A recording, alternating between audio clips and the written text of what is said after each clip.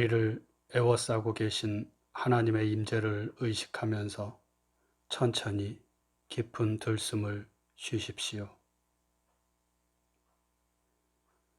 이제 우리 안에 내주하시는 하나님께서 나를 통해 숨을 쉬시도록 천천히 날숨을 내쉬십시오. 이렇게 천천히 들숨과 날숨을 반복하면서 하나님의 임재 가운데 머무르십시오.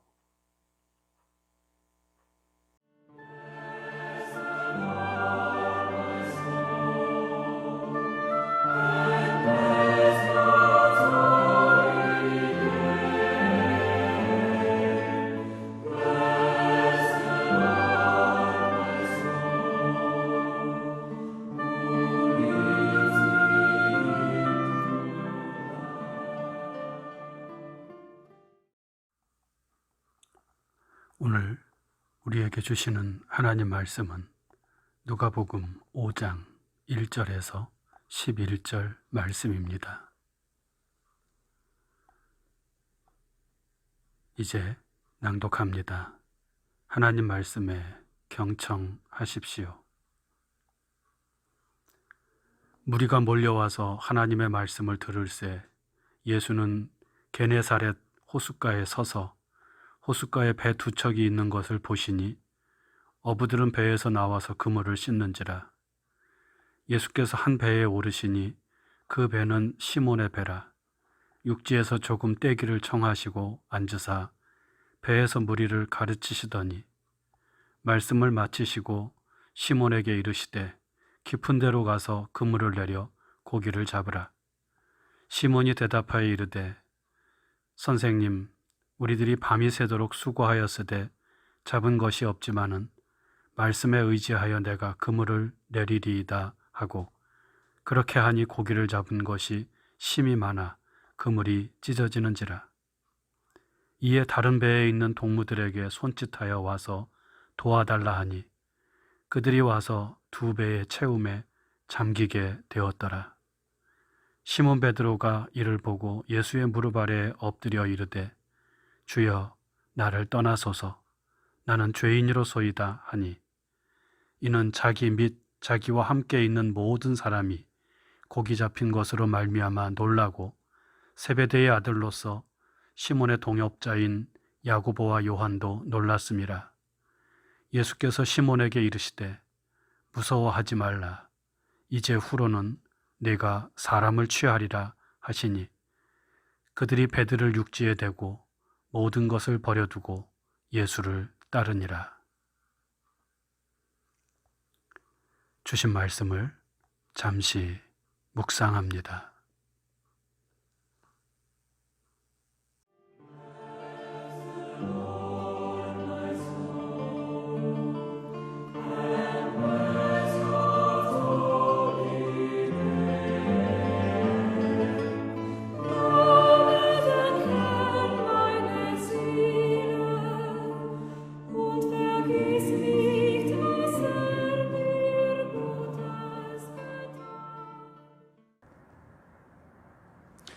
이제 후로는 내가 사람을 취하리라.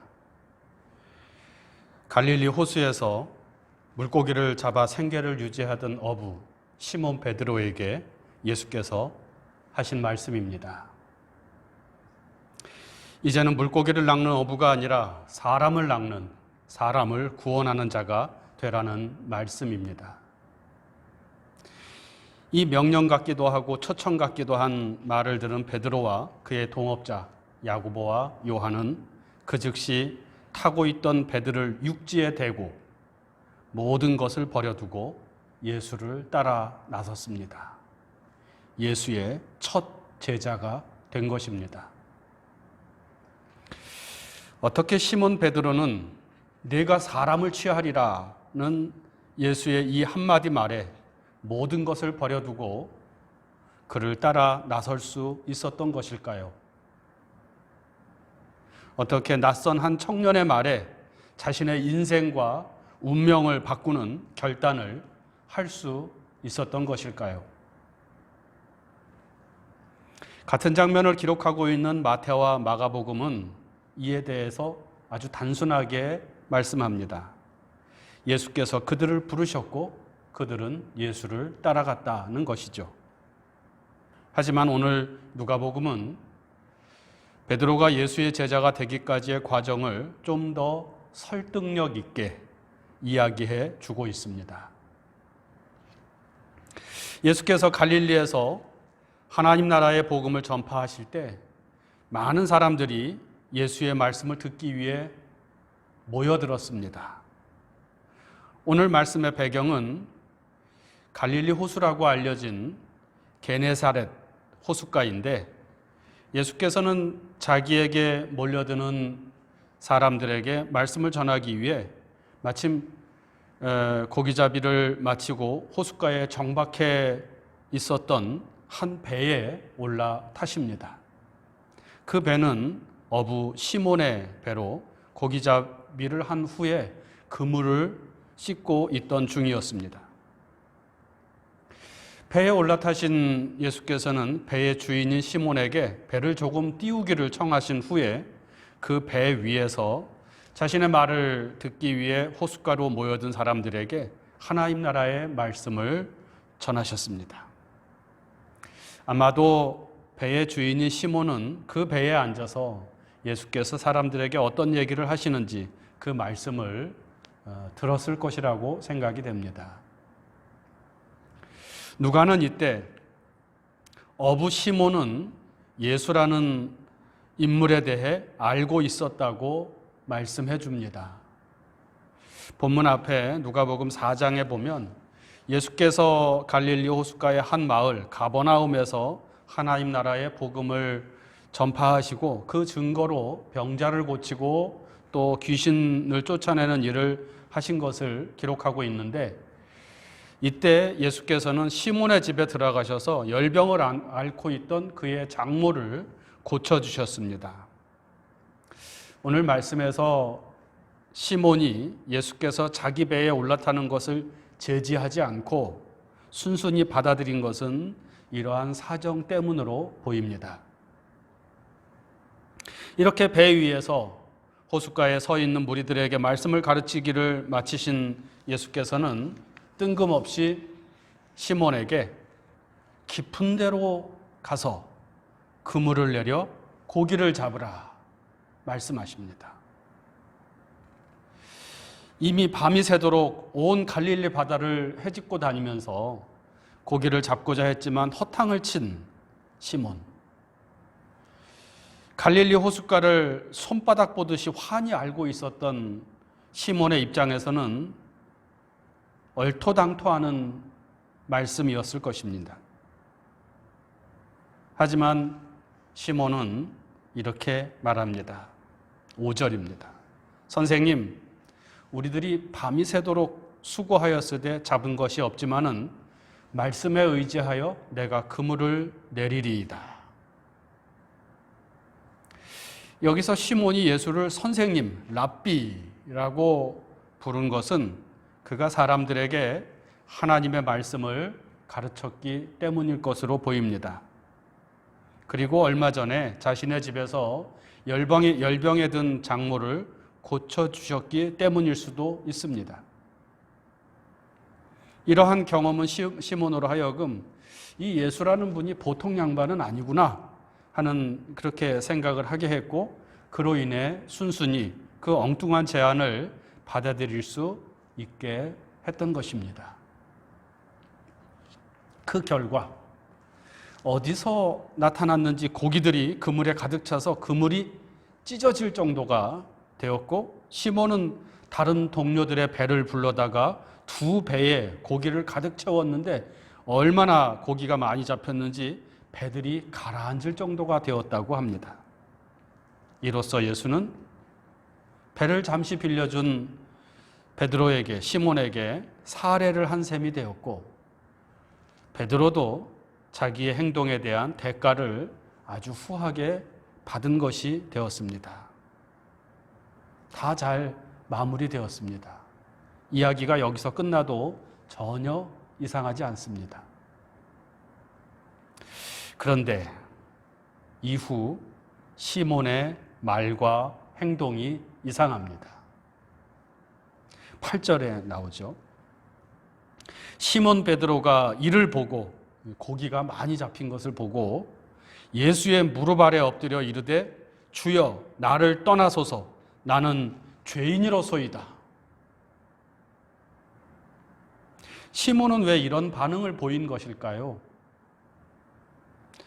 감사합니다 했으면 이해가 될 법한데 예수 앞에 엎드려서 주여 나를 떠나소서 나는 죄인입니다 라고 말한 것은 의외의 반응이 아닐 수 없습니다. 이 반응의 의미는 무엇일까요?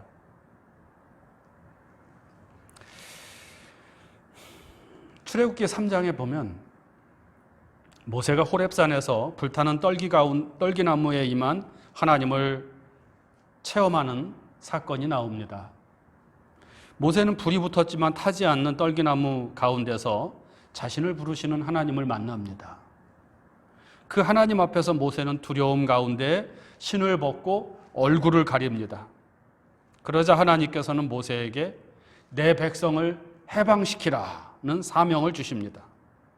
그 후 모세는 일개 양치기 목동에서 한 민족의 해방자로서 자신의 새로운 삶을 살아갑니다. 하나님을 만난 인간은 두려움에 사로잡히고 거부할 수 없는 하나님의 말씀에 순종하게 된다는 것입니다. 그리고 이사야 6장에 보면 이사야는 성전에서 거룩하신 하나님을 만납니다. 그때 이사야는 말하기를 화로다 나로 망하게 되었도다. 나는 입술이 부정한 사람이요 나는 입술이 부정한 백성 중에 거주하면서 만군의 여호와이신 왕을 배웠음이로다. 이사야 역시 하나님을 만나자 두려움에 사로잡혀 자신의 죄인됨을 고백합니다. 그 후 이사야는 평탄했던 자신의 삶을 버리고 고난에 찬 선지자의 길을 걸어갑니다. 오늘 베드로가 예수 앞에 엎드려서 나는 죄인입니다. 나를 떠나십시오. 라고 했던 것도 바로 이와 같은 경험을 했기 때문입니다. 베드로는 예수를 통해 하나님을 만나는 경험을 한 것입니다. 그래서 인간이 하나님을 만났을 때 공통적으로 보인 반응을 보인 것입니다. 무릎을 꿇고 엎드렸습니다. 아마도 머리카락이 쭈뼛 섰을지도 모릅니다. 그리고 두려움과 떨림 가운데서 자신이 한없이 부족하고 허물 많은 죄인이라는 사실을 알게 되고 이것을 고백하게 됩니다. 자기가 누구인지 비로소 알게 된 것입니다. 인간은 자신을 창조한 하나님 앞에 설 때 비로소 자신이 누구인지, 내가 누구인지를 알게 됩니다. 그래서 성 어거스틴은 하나님에 대해서 나보다 나를 더 잘 아시는 분이라고 고백했습니다. 어쨌든 그 순간 베드로에게 예수는 단지 사람들의 병을 잘 고쳐주는 용한 의사가 아니고 단지 하나님의 말씀을 잘 가르치는 훌륭한 선생님이 아니고 물고기를 많이 잡게 해준 기적 행위자가 아니라 주 하나님, 바로 그분이었던 것입니다. 이 체험으로 말미암아 베드로는 네가 사람을 취하리라는 그 말씀에 순종할 수밖에 없었고 모든 것을 버려두고 그 하나님이신 예수를 따를 수밖에 없었던 것입니다. 바로 이것이 어부 시몬이 예수의 네가 사람을 취하리라는 그 한마디 말에 제자 베드로가 된 가장 근본적인 이유입니다. 예수를 통하여 하나님을 만났기 때문입니다. 지금 자신을 부르시는 분은 다름 아닌 인간의 몸을 입으신 하나님이시라는 것을 깨달았기 때문입니다. 그 신성을 알아차렸기 때문입니다. 하나님을 만난 사람은 다 이렇게 변합니다. 예수를 통해 하나님을 만난 사람은 다 이렇게 전혀 다른 새로운 인생을 살아가게 됩니다. 예수, 인간으로 오신 하나님, 그분을 만나기 전 베드로는 물고기 잡는 일을 가장 중요하게 생각했습니다. 다른 말로 하면 먹고 사는 것을 인생에서 가장 중요한 일로 여겼습니다. 그 인생의 목표는 더 많은 물고기를 잡고 더 많은 돈을 모으고 더 좋은 집에서 더 여유롭게 사는 것이었습니다. 그것이 성공이고 그것이 행복이라고 여기며 살았습니다. 하지만 하나님을 만나고 나니, 진리이신 그분을 직접 뵙고 나니 중요한 것이 바뀌게 됩니다. 가치관이 변화된 것입니다. 사도 바울의 표현대로 하자면 이전에 자랑하던 것이 이제는 다 배설물같이 여기게 된 것입니다. 오늘 말씀에 나오는 것처럼 모든 것을 버리게 된 것입니다. 대신 하나님께서 원하시는 일, 하나님께서 가리키는 방향을 바라보게 되었고 그 일이 가장 중요한 인생의 목표가 된 것입니다. 오늘 말씀에 의하면 그것은 물고기에서 사람으로, 물고기에서 예수로 인생의 목표와 방향이 바뀌어진 것입니다. 예수를 따르고 예수를 닮고 예수께서 하시던 일을 행하는 사람이 된 것입니다. 곧 예수의 제자가 된 것입니다. 여러분은 예수로 인해 이러한 인생의 변화가 있었습니까? 예수로 인해 이처럼 인생관이 변하고 가치관이 바뀌어졌습니까?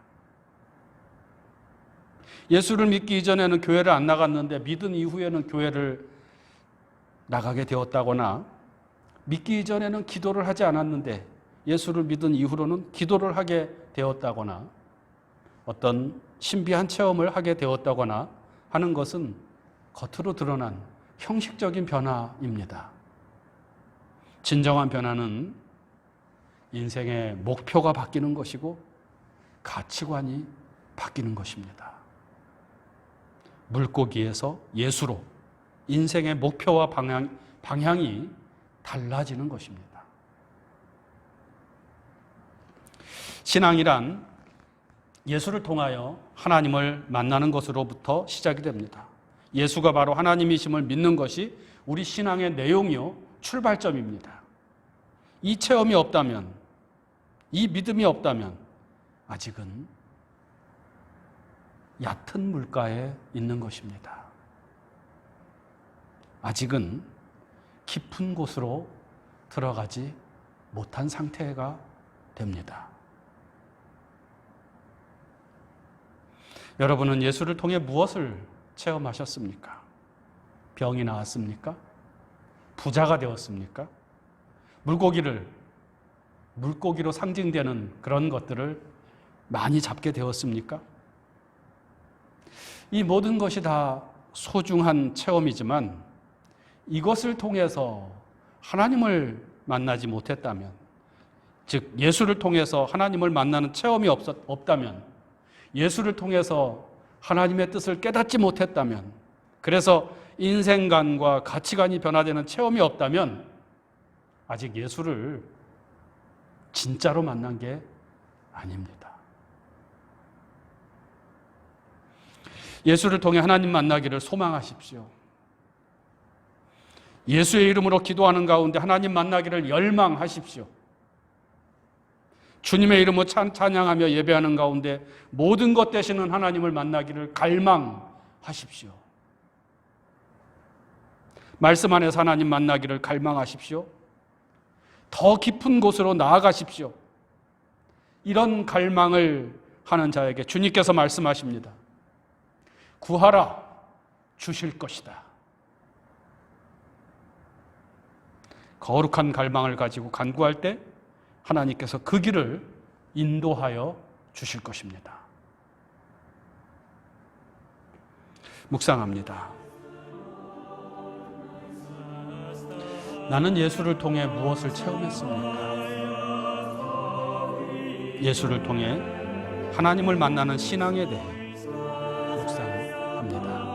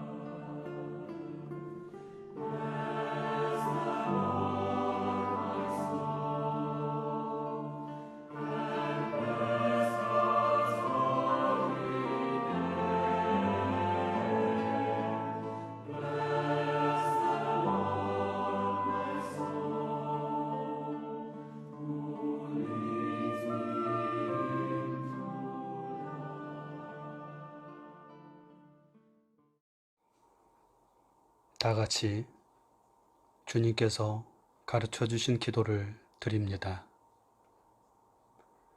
하늘에 계신 우리 아버지, 아버지의 이름을 거룩하게 하시며 아버지의 나라가 오게 하시며 아버지의 뜻이 하늘에서와 같이 땅에서도 이루어지게 하소서. 오늘 우리에게 일용할 양식을 주시고 우리가 우리에게 잘못한 사람을 용서하여 준 것 같이 우리 죄를 용서하여 주시고 우리를 시험에 빠지지 않게 하시고 악에서 구하소서. 나라와 권능과 영광이 영원히 아버지의 것입니다. 아멘.